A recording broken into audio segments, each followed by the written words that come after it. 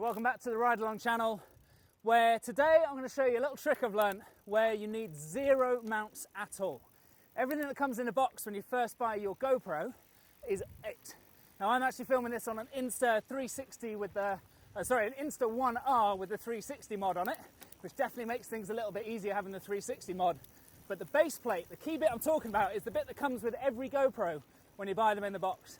The little plastic mount is the only thing that's used to mount the camera on every single shot you've seen so far in this movie and in the next couple of minutes. Stay with me and I'll show you how I've done it.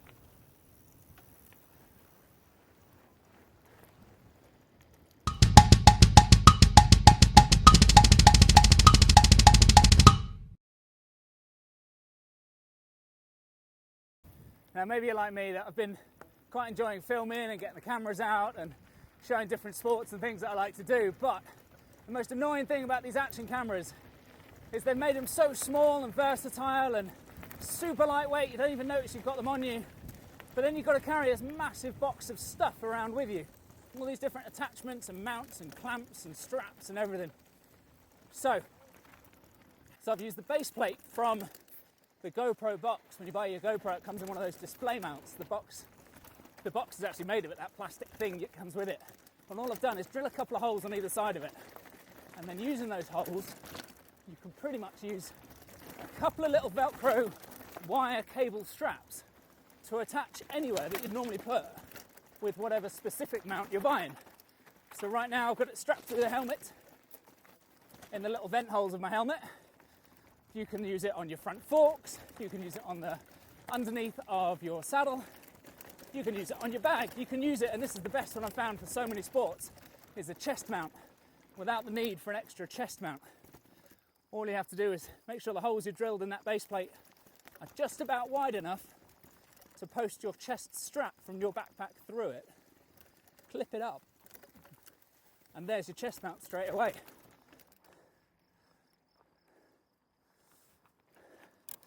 This doesn't replace all the straps and everything else you've got.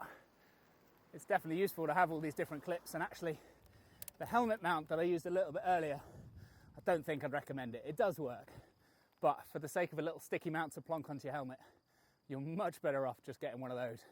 But it works.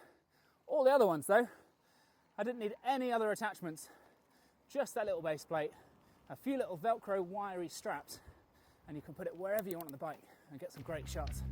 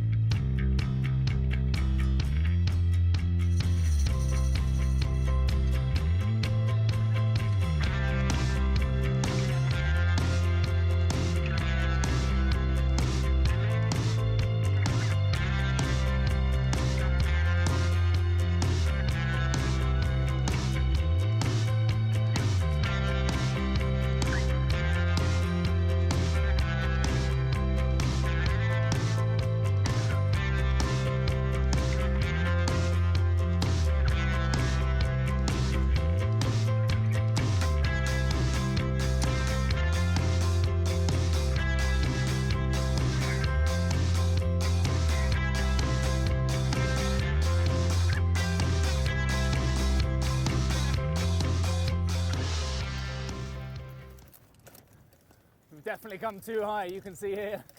Oh, onto the snow, can I hold my balance? Not sure I'm going to be able to keep moving. I can a little bit. No, that's the end of it. So where we're at just now, we've come way too high above the snow line, deliberately because we're aiming for this little single track that's just ahead of us here. But we've got to pick through some patches of snow because it's only, near the end of May right now, up in the French Alps. So once we get through this, we should have a great track. Oh, there she goes. But while I'm coming down now, the base plate has turned into a chest mount, looped through my chest straps. This wet, snowy, muddy downhill is a really nice blue downhill track during the season. But I'm riding a fairly low spec hardtail cross-country bike with fairly short travel on the front, so this is about as bumpy as you're ever going to get. And I reckon what with the stabilisation built into the Insta360 OneR that this has been filmed on, tied in with the chest mount, I reckon you're still getting a pretty smooth shot as we come down here. That is, of course, as long as I haven't got mud on the lens already. I'll stop in a moment and check.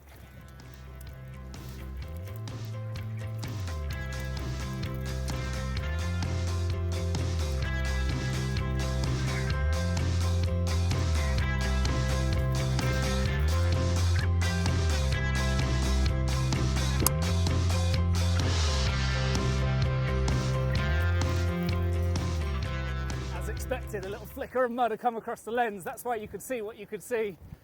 And as great as the 360s are, as soon as you've got something on the lens, the whole stabilisation thing looks really strange as the AI in the camera tries to follow something in front of it, and then the black smudge just moves around. As you can see now, me following the rider just ahead of me, Jacob here, as long as there hasn't been any more mud on there, should be getting a pretty smooth shot, I reckon. And it's dried up a lot down this track.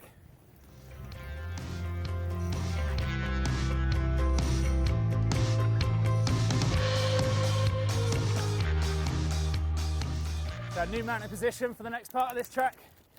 As bumpy as I just said it was, you're on the handlebars now. Still, just using that base plate with the holes. The usual little Velcro straps I mentioned at the start, and I actually added an extra couple just over the top because, got to be honest, if in doubt, the last thing you want is this flying off. So if you've got them, why not throw a couple of extra straps on? Incredible the difference on this run from the very top to the very bottom. That was 2,100 metres we started at. We're not yet down at 18, and already it's changed so much.